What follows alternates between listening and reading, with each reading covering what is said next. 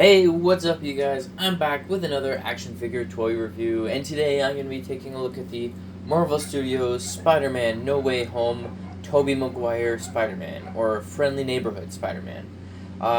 First off, I'm really happy to be adding this guy to the collection. Second off, one of the main reasons I held off on getting him for the longest time was the head sculpt. All the images and videos I saw online, it just looked like the head was really wide for some reason. Looked like it didn't really match how the shape of Tobey Maguire's skull is. Like Tobey always had a very narrow jaw, but after having it in person and in hand, I think it looks a lot better than the images. So I'm gonna take it off the stand, take a close look at the box, and then we'll take a closer look at the accessories.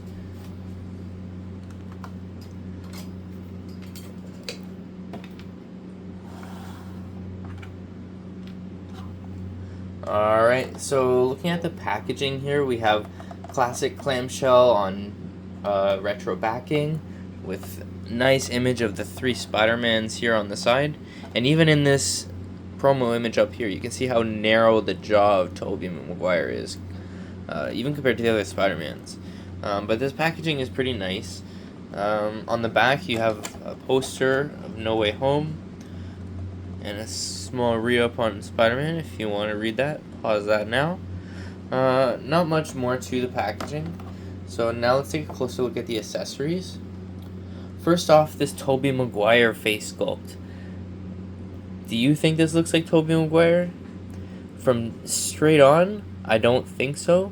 But then, soon as you give it a little bit of turn, I do see it. I think it does look like him. I think it maybe looks a little bit more like young Tobey Maguire than how he actually looked in the movie, but I'm okay with that. I don't mind it at all. And again, in person, it looks a lot better than in the images and stuff. For some reason, the camera just doesn't do it justice. But in person, yeah, it really does look like Tobey Maguire, even dead on.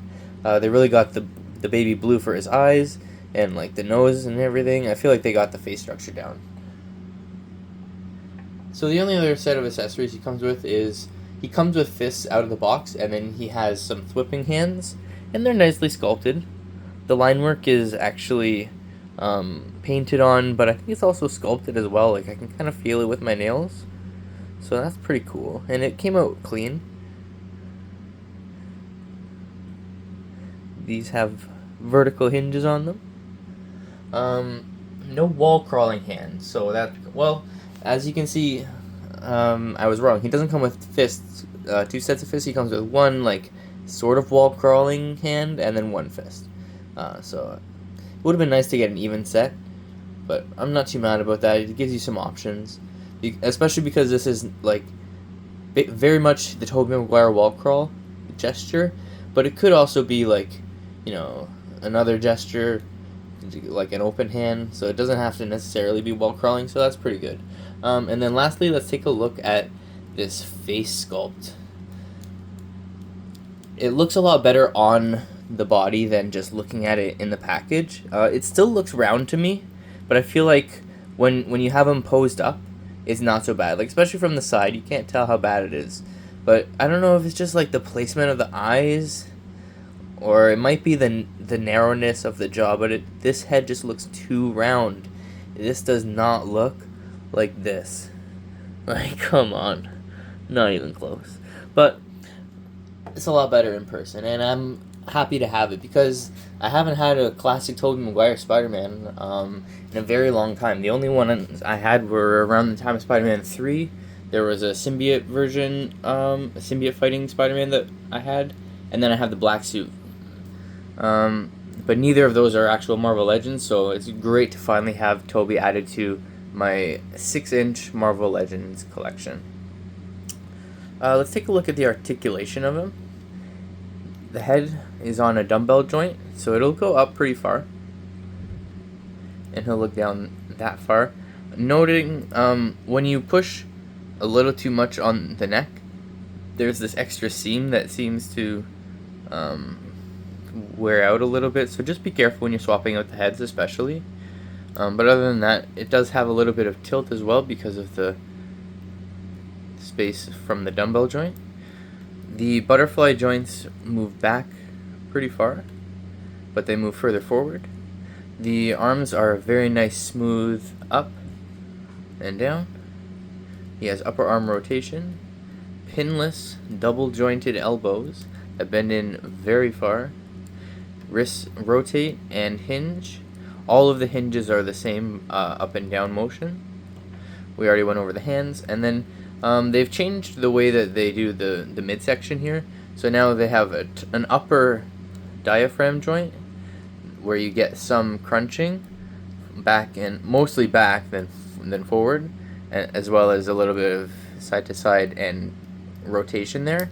And then there's also an ab crunch at the lower part. So altogether he can move pretty far. I just think it looks a little bit weird, but I guess it's more natural to where humans turn. I don't know, I feel like I liked having the waist cut at the bottom, but or it might just be what I'm used to. I'll see how I feel over time. He has drop down hips, but I have trouble getting them to go, so he can kick forward quite far. And back a little bit, thigh cut, pinless double jointed knees, ankles that move down, and they move up very far, and no side to side, but he has a rotation, so, or a pivot, so he's quite easy to stand. He can't get in the most dynamic poses. I feel like it's because of this midsection technology that they're trying out. Like, it works really good for back bending and stuff, but he just doesn't look very natural when he's like in a crouching pose, I find. So that's a little unfortunate. But let's measure him out standing up nice and tall.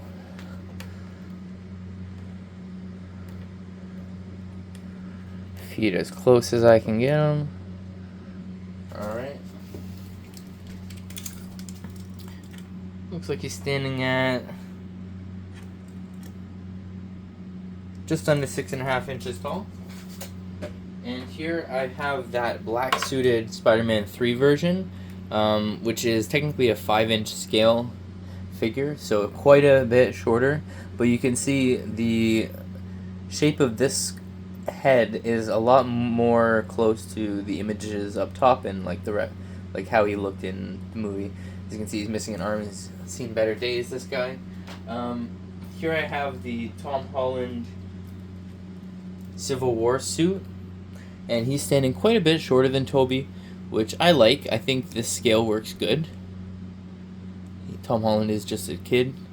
And here I have the Pizza Spidey from way back with the Hobgoblin Build-A-Figure, just for a comic Spider-Man reference. I always liked the accuracy of the Tobey Maguire suit. I think it looked pretty close to his classic comic counterpart, other than the eyes were a little bit small. But yeah, and when he switched to the red and black in Spider-Man 2, then it became less accurate. But yeah, I really liked the original Tom Raimi Spider-Man suit, so I'm really happy to have this in Marvel Legends form. Loving that spider on the back, and they did a very nice textured pattern that goes throughout the entire thing. I don't know if the camera's picking it up, but it actually switches between this hexagonal grid and this like tiny dot grid within the webbing, and the webs all came out super clean, shiny silver. The pinless looks great. That texturing goes all throughout.